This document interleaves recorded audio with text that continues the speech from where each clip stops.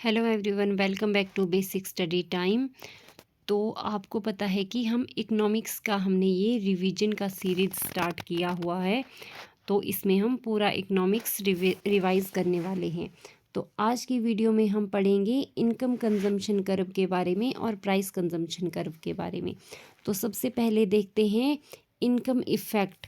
Income effect क्या है, यानी कि इनकम का इफ़ेक्ट कंजम्पशन पर इनकम का क्या इफ़ेक्ट पड़ता है अगर इनकम चेंज होती है। तो देखिए, income effect means the change in consumers purchases of the good as a result of change in money income. हमने पीछे पढ़ा है कि अगर ये जैसे बजट लाइन है, अगर इनकम इंक्रीज होती है तो बजट लाइन आगे शिफ्ट होगी, अगर इनकम डिक्रीज होती है, कंज्यूमर की इनकम कम होती है, तो बजट लाइन हमारी पीछे शिफ्ट हो जाती है। और इसी तरह से यहाँ पर ये डिफरेंट इनकम लाइन ये बजट लाइन हमारे पास दी हुई है, और इन बजट लाइन पर ये इन डिफरेंस कर्व जो कि दिखाते हैं, ये बहुत सारे यहाँ पर कंज्यूमर की इक्विलिब्रियम पॉइंट है। अब देखो, अगर इन सभी इक्विलिब्रियम पॉइंट को अगर हम जोड़ देते हैं और यहाँ से हम एक लाइन खींच देते हैं, तो ये लाइन हमारी कहलाती है इनकम कंजम्पशन कर्व। अब देखिए, इनकम कंजम्पशन कर्व क्या होता है। Income consumption curve is the locus of the equilibrium quantities consumed by an individual at different level of his income.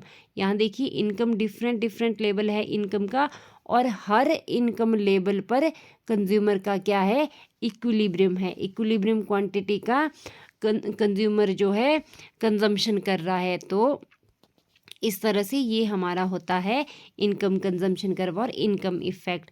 देखिए, as consumers income increases he switches to higher indifference curve. अगर income increase होती है तो consumer higher indifference curve के ऊपर जाता है।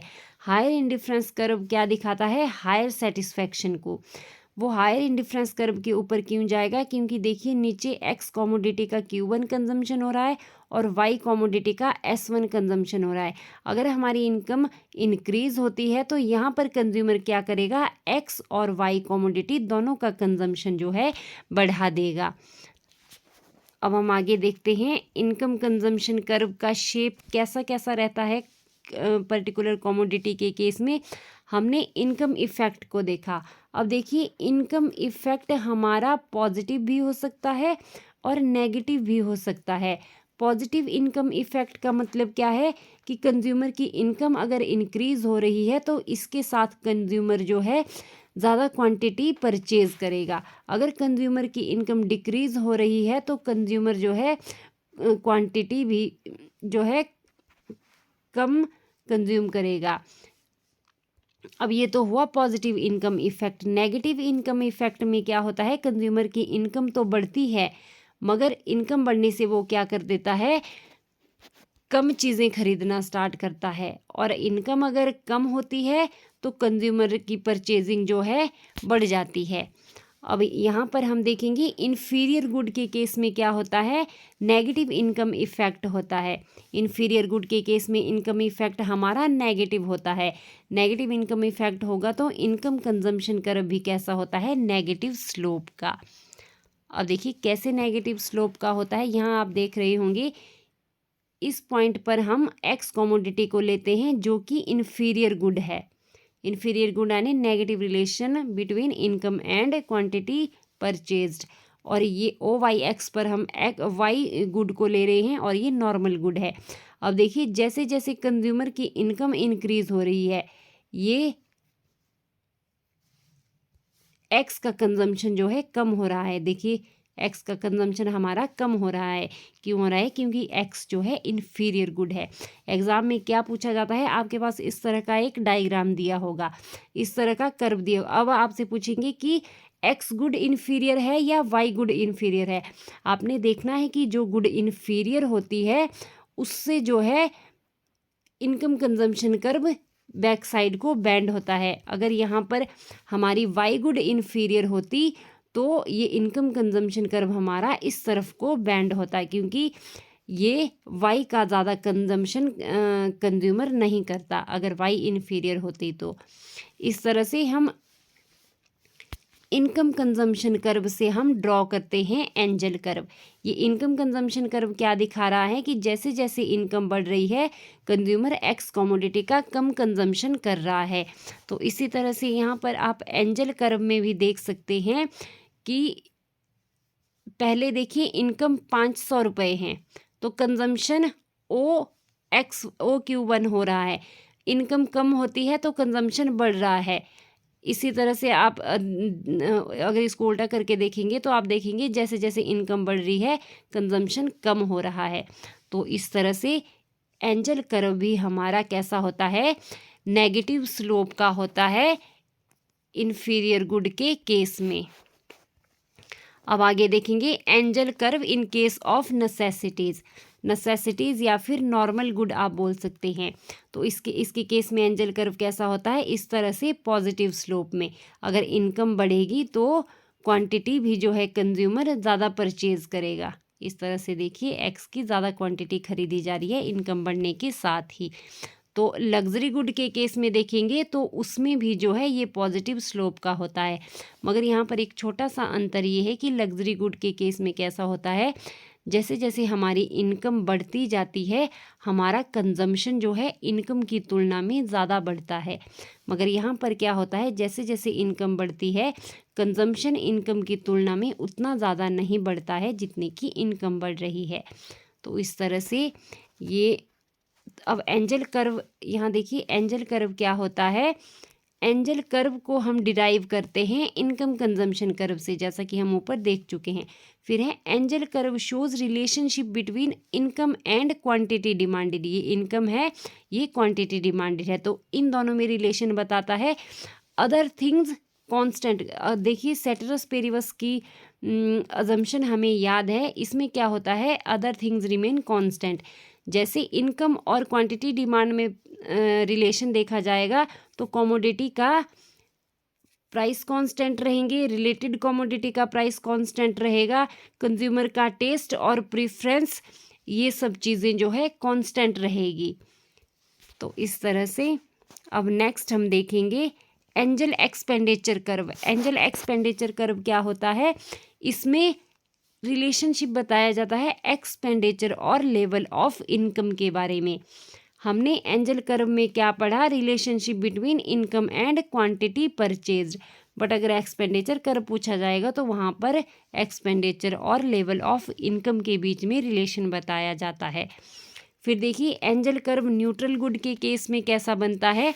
Neutral good हमारी क्या होती है, हमारी जिनके कंजम्पशन करने अगर इनकम बढ़ रही है घट रही है तो उसके कंजम्पशन पर कोई फ़र्क नहीं पड़ता है। जितनी हम वो क्वांटिटी खरीद रहे हैं उतनी ही उस क्वांटिटी की मात्रा रहती है। जैसे यहाँ देखिए प्राइस 500 रुपये है तो OX क्वांटिटी खरीदी जा रही है कमोडिटी X की। अगर इनकम हमारी 600 हो जाती है फिर भी OX खरीदेंगे। तो इनकम चाहे 500 हो, चाहे 1000 हो, चाहे लाखों में हो, ये कमोडिटी जो है एक्स कमोडिटी यानी कि न्यूट्रल कमोडिटी ये है, इसकी OX क्वांटिटी ही खरीदी जाएगी। जैसे कि हम नमक को लेते हैं, नमक की जितनी ज़रूरत है उतना ही खरीदा जाता है, बेशक इंसान की इनकम कितनी भी ज़्यादा हो या फिर कम हो जाए। अब देखिए ये एंजल कर्व हमने ड्रॉ किया है इस तरह से इनकम कंजम्पशन कर्व से। एक्स कमोडिटी को हमने न्यूट्रल कमोडिटी माना है। तो यहाँ पर देखिए ये बजट लाइन है और बजट लाइन पर डिफरेंट यहाँ पर इक्विलिब्रियम पॉइंट है। तो ये इक्विलिब्रियम पॉइंट क्या दिखा रहे हैं कि OX क्वांटिटी का अगर हम इन इक्विलिब्रियम पॉइंट को मिला देते हैं तो हमारी income consumption curve straight line हो जाता है, वर्टिकल लाइन। कैसे, क्योंकि X गुड हमारी न्यूट्रल गुड है और Y गुड हमारी नॉर्मल गुड है, और इनकम बढ़ने से Y गुड का कंजम्पशन तो बढ़ रहा है परंतु X गुड का कंजम्पशन हमारा क्या है, कांस्टेंट है। तो इस तरह से होगा न्यूट्रल गुड में इसका शेप। अब आगे देखिए प्राइस इफेक्ट। प्राइस इफेक्ट का मतलब है कि प्राइस के चेंज होने से कंजम्पशन पर क्या इफ़ेक्ट पड़ता है कि या फिर प्राइस के चेंज होने से कंज्यूमर इक्विलिब्रियम पर क्या इफ़ेक्ट पड़ता है, क्वांटिटी डिमांडेड पर क्या इफ़ेक्ट पड़ता है। तो अब देखिए प्राइस चेंज होने से कंज्यूमर इक्विलिब्रियम चेंज हो जाता है। क्यों चेंज होता है? क्योंकि पहले जो क्वांटिटी वस्तु की खरीदी जा रही थी उसमें चेंज आता है। अगर प्राइस हमारा कम होता है तो कंज्यूमर क्या करता है, ज़्यादा क्वांटिटी खरीदता है। अगर प्राइस किसी पर्टिकुलर कमोडिटी का बढ़ रहा है तो उसकी जो है कम मात्रा खरीदी जाती है। तो इस तरह से कम ज़्यादा मात्रा खरीदने से कंज्यूमर का इक्विलिब्रियम सिचुएशन भी जो है परिवर्तित हो जाती है। आगे हम देखेंगे प्राइस, यहाँ पर क्या है, प्राइस इफेक्ट दिया हुआ है, चेंज इन क्वांटिटी डिमांडेड और consumer equilibrium condition due to change in price and ceteris paribus. तो आपको पता है कि अदर थिंग्स रिमेन कांस्टेंट रहेगी, ओनली 2 वेरिएबल्स में रिलेशन देखना है। अब देखिए upward sloping price consumption curve for good X. अब देखिए गुड एक्स के लिए upward sloping price consumption curve है, कैसे। अब यहाँ पर देखना है जब हमारा प्राइस चेंज होता है, यहाँ पर एक्स कमोडिटी का प्राइस चेंज हो रहा है, इसलिए जो है ये बजट लाइन इस तरह के इसके स्लोप में चेंज आ रहा है। अब देखिए इनिशियल प्राइस मान लीजिए ये है, इनिशियल प्राइस ये है और इक्विलिब्रियम पॉइंट यहाँ पर है। अगर एक्स कमोडिटी का प्राइस हमारा कम होता है तो ये जो है बजट लाइन आगे शिफ्ट होगी। आगे शिफ्ट होने का मतलब क्या है, पहले हम इतनी क्वांटिटी खरीद रहे थे एक्स की, फिर हम इतनी क्वांटिटी खरीदेंगे, इतनी। तो एक्स के साथ साथ आप देखेंगे वाई का कंजम्पशन भी बढ़ रहा है। कैसे, ये प्राइस कंजम्पशन कर्व अगर आप मिलाएंगे तो आप देखेंगे कि एक्स के साथ वाई का कंजम्पशन भी बढ़ रहा है। इसका मतलब क्या होता है, इसका मतलब ये है कि हमारी जो एक्स कमोडिटी है, demand for good x is in elastic, यानी कि प्राइस इलास्टिसिटी जो है लेस देन 1 है। इस बात को याद रखना है, ये एग्जाम में पूछा जाता है। तो अगर इनका प्राइस कंजम्पशन कर्व हमारा इस तरह से पॉजिटिव स्लोप का होता है तो इट मीन्स गुड्स जो है कैसी है, लेस देन, इलास्टिसिटी गुड्स की कैसी है, लेस देन 1 है, यानी कि इसको इन इलास्टिक भी कहा जाता है, इन इलास्टिक डिमांड। ये गुड एक्स के लिए है। अब देखिए downward sloping price consumption curve अगर गुड एक्स के लिए होगा तो यहाँ पर जो है इलास्टिसिटी ऑफ डिमांड क्या होगी एक्स कमोडिटी के लिए, तो यहाँ पर प्राइस इलास्टिसिटी होगी ग्रेटर देन 1। ग्रेटर देन 1 कैसे होगी, एक्स गुड देखिए क्या है, एक्स गुड इसमें पहले तो ये है, यहाँ पर इक्विलिब्रियम हो रहा है। अगर इसका प्राइस कम होता है एक्स कमोडिटी का तो कंज्यूमर क्या करेगा, पहले इतनी मात्रा खरीद रहा था फिर इसकी ज़्यादा क्वांटिटी खरीदेगा और वाई कमोडिटी की क्वांटिटी कम खरीदेगा। इस तरह से जैसे जैसे प्राइस कम होता जा रहा है एक्स कमोडिटी का, कंज्यूमर इसकी जो है ज़्यादा मात्रा खरीदता जा रहा है।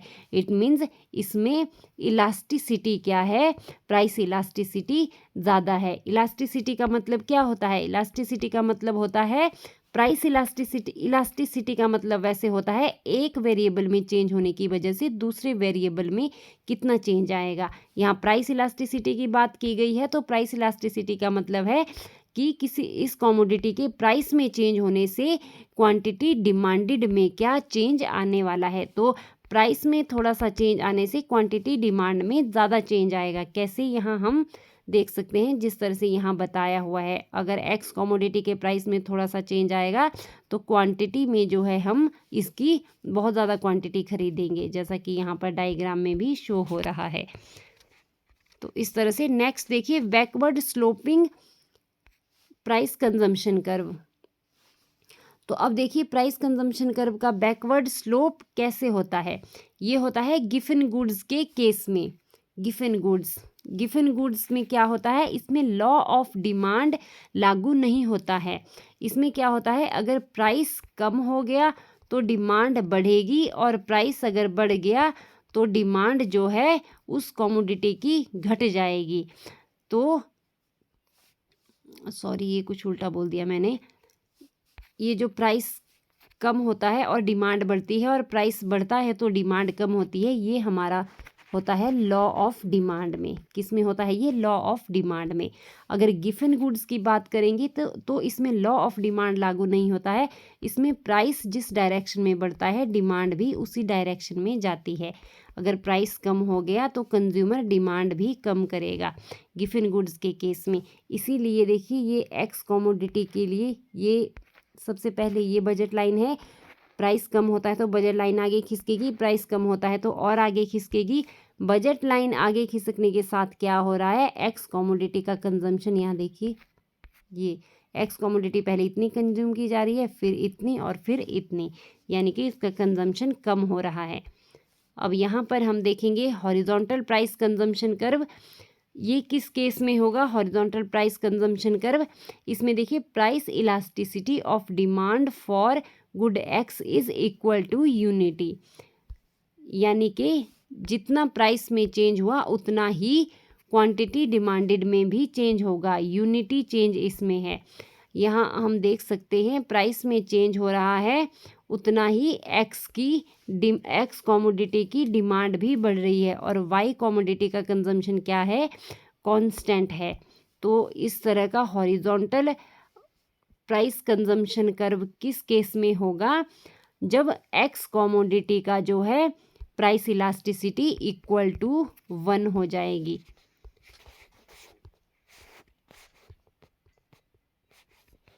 तो ये था डिफरेंट केस में price consumption curve, income consumption curve और एंजल कर्व की शेप्स के बारे में हमने पढ़ा है। अगर आपको वीडियो अच्छा लगा हो तो वीडियो को लाइक करें, शेयर करें और चैनल को सब्सक्राइब कर दें। धन्यवाद।